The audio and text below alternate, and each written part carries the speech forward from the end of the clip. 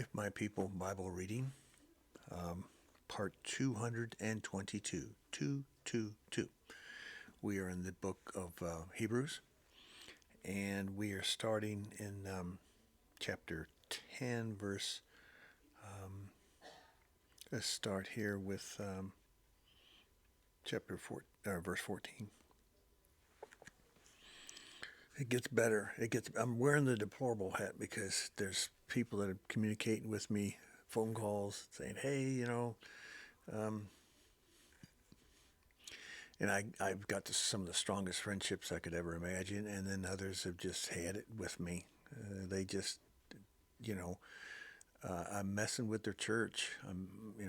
Pastors I've known, so many pastors that saying I could never invite you to my church, Bruce, and a couple have called me a heretic because I said, well, I've looked up the definition of heretic, and I said, by the way, I said, I'm not trying to start an argument with you or anything, but you know how many people that were the most Elohimly Yahweh loving people called him God and called him Jesus, but they still had that love in them that were Christians who were burned to death and murdered by institutionalized church leaderships, including the Catholic Church, which was in on a lot of it, including the Puritans, including a whole bunch of stuff with putting people in stocks and churches killing people because they believed that the center of the universe was the earth. That was the religion in those days. The institutionalized churches said the earth was the center, and they didn't believe. And Copernicus, I guess he was crazy man, and I guess I'm in good company. Verse 14, because of by one sacrifice he has made perfect forever those who are being made kadosh, holy. The Ruach HaKodesh also testifies us about this. First he says, this is the covenant I will make with them after that time, says Yahweh. I will put my laws in their hearts and I will write them on their minds. And then he adds, their sins and lawless acts I will remember no more. And where these have been forgiven, there is no longer any sacrifice for sin. So, I'm going to say this again to some of my Hebrew roots friends. There will not be any sacrificing on the temple whatsoever. Ever will there be. But I guarantee you, there will be. Just during the Maccabean period, same thing. There's going to be a sacrifice. It's not going to be a pig. The perfect abomination of desolation is to repeat a perfect Torah command of the Old Covenant.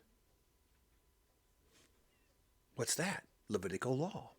You follow Levitical law 100%. And you bring up your cows and your moos and your bulls and maybe some horses and some goats and some sheep and some lambs and some doves, and you just kill them and slaughter them up there on that temple ground. Yeah, and you do it in the name of God. And this man's going to be standing there claiming to be the Superman. He's going to be in his own name. And you're going to think, many of you, many of your friends will think that is the Christ. There he is. There's Messiah. It's a wrong one. Because that man will produce the abomination of desolation, which is producing 100% Levitical law sacrificial. Because we just read here, if you do this, you're putting Jesus Christ, Yeshua HaMashiach, back on the cross, back on that tree again, and you're killing him over and over again. That is an abomination of desolation. Not bringing a pig up there and everybody having pork sandwiches afterwards at the local store or at the picnic tables. You understand? Do you see where I'm going with this? That's why I'm called deplorable. I'm saying stuff that through tons and tons of prayer, this is what comes out. I guess what? Try to find what I've said anywhere. That's what scares me a little bit. Like I can't find this coming from a pulpit. I know they are. I know there are. They're out there. They're out there. There's so many good people out there. I just don't know where they're at. I wish I knew. But you know what? Yahweh doesn't want all the shepherds hanging with themselves. Shepherds are those that are usually by themselves, or maybe another shepherd with them, out on the hillside somewhere, taking care of the sheep. That's what a shepherd does. Although I would love to be with a whole bunch of shepherds and just enjoy going back and forth and all the stuff that Yahweh has given us through the Ruach. Here comes the Torah, verse 20 through 26. I'll read it.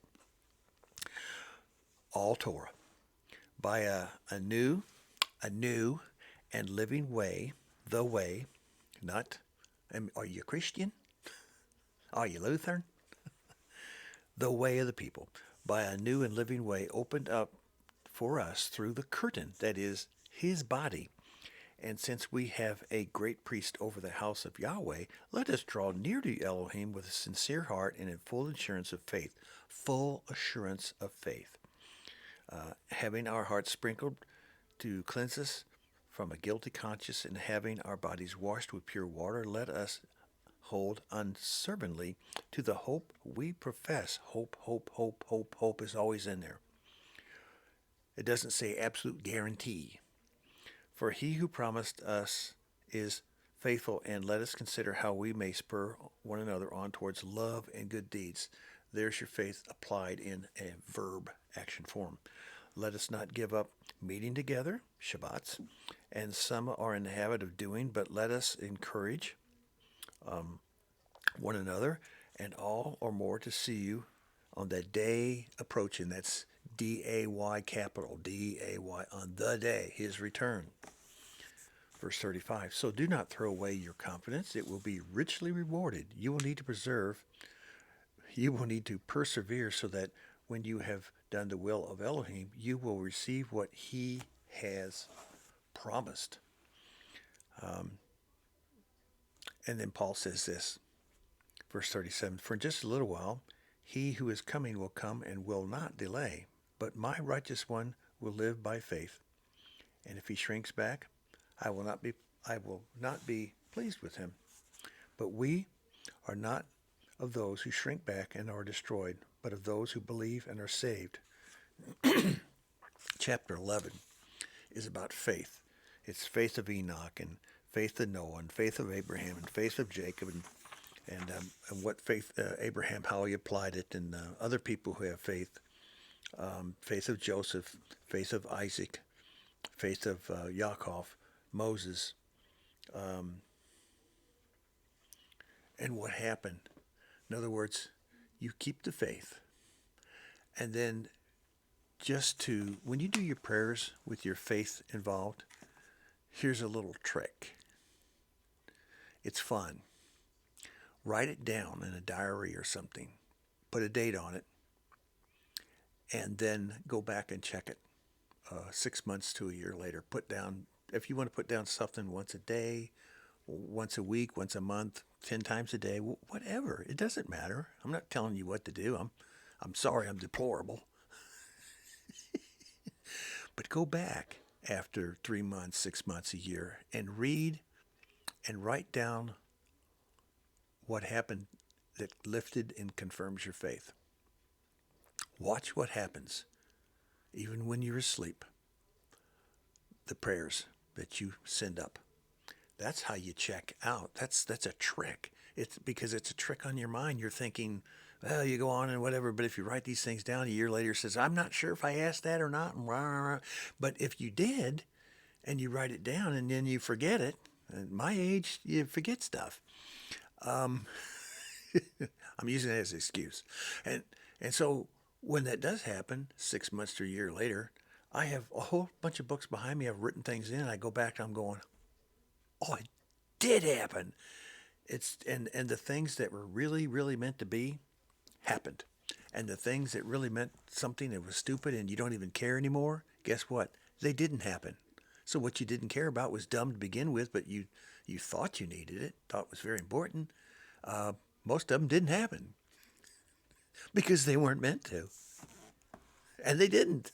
And then you sit there and go, oh my gosh, the things I really, really felt comfortable with that I needed in my heart, and now my heart's just fine and I'm not worried about it. I go back and that's why my heart is fine. That's why my faith is increased because it happened. It satisfied itself in my brain, and I went on with life, and I feel so much better, so much better, and so would you. Try that one. Chapter 12. Therefore, Torah. Therefore, since we are surrounded by such a great cloud of witnesses, let us throw off everything that hinders and the sin that easily entangles, and let us run with perseverance the race that marked out for us. Let us fix our eyes on Yeshua, the author, the perfecter of faith, and for the joy who set before him endured on the cross, scorning its shame, and sat down at the right hand of the throne of Yahweh. Consider him who endured such opposition from sinful men, so that you will not grow weary and lose heart. Verse 5. And if you have forgotten that word of encouragement that addresses you as sons, my son, do not make light of Yahweh's discipline, and do not lose heart when he rebukes you. Everybody hates being rebuked. The best thing that ever happens.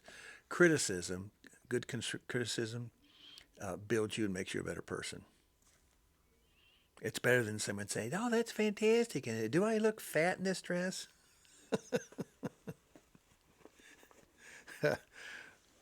Okay. Verse 9. Moreover, we have Torah.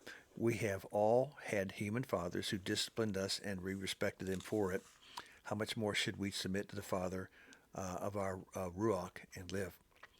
Verse 12. Therefore strengthen your feeble arms and weak knees. Make level paths to your feet, so that the lame may not be disabled, but rather healed. Make every effort to live in shalom with all men and to be kadosh. For without kadoshness, no one will see Yahweh. See to it that no one misses the grace of Yahweh, and that no bitter root grows up to cause trouble and defile many. See that no one is sexually immoral or is wicked. Here comes that word sexual again, over and over again. And you wonder why in the Garden of Eden, I have a personal feeling that both Adam or Eve sinned with Hasatan. But Adam was right in the middle of it. Both. Because this kind of behavior is rampant today. And or wicked like Esau. In other words, he never probably said a say thing. He wants to go up and kiss his brother. Oh, does he? Oh, does he really? He wants to kill him. Who for a single meal sold his inheritance rights as he gave away. He gave away his relationship with the Father forever for a porridge. There's a real classic. See to it that Torah 25. See to it that you do not refuse him who speaks. If they did not escape when they refused him who warned them on earth, how much less will we if we turn away from him who warns us from heaven? Therefore, since we are 28, 29, and verse 13, and chapter 13, 1 and 2. Therefore, since we are receiving a kingdom we cannot be shaken, let us be thankful and so worship Yahweh acceptably with reverence and awe, for our Elohim is a consuming fire. Chapter 13, 1 and 2. Keep on loving each other as brothers. There's that word love again, over and over again. Do not forget to entertain strangers, for in doing so, some people have entertained strangers, messengers, angels, without knowing it. Remember those in prison.